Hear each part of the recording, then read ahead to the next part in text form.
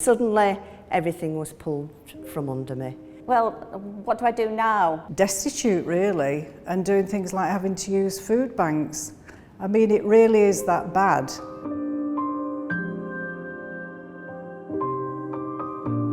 I worked as a teacher. I worked in social care. I worked for local government.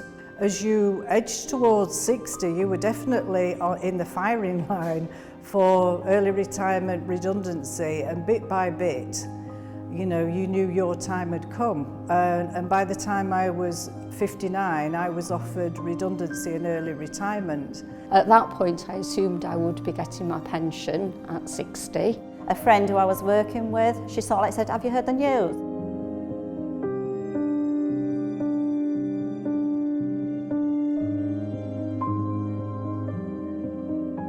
In 2011, suddenly heard on the radio the pension age was going to change.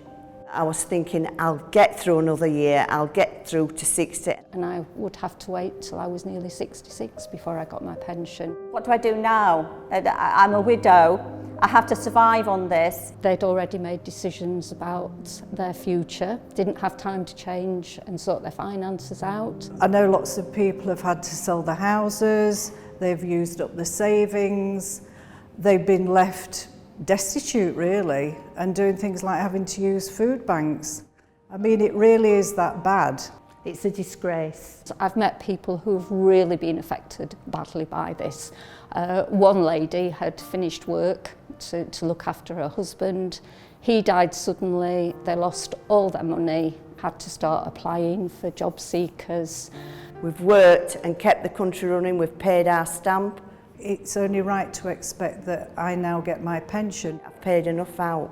I've worked from being 15 years old. Is that too much to ask from a government to actually be given justice? I just don't think they comprehend what no money means. The current government just won't engage with us, and that's the worst feeling in the world, to feel that you're being ignored and sidelined. Boris promised to look into things and then has changed his mind now.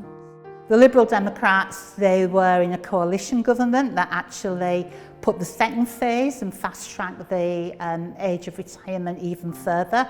I don't feel that the current government can begin to understand the problems in deprived areas, people in communities which are struggling and women who are struggling. We need a government that can stand up and stand for us.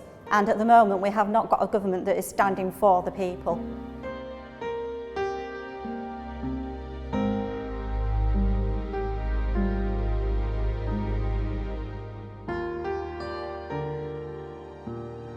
Women born in the 50s are not greedy, they're not demanding, they just want fairness. We will not go away, we're here to stay. Please take an interest in this issue, because this is us today, this is you tomorrow, unless we fight now.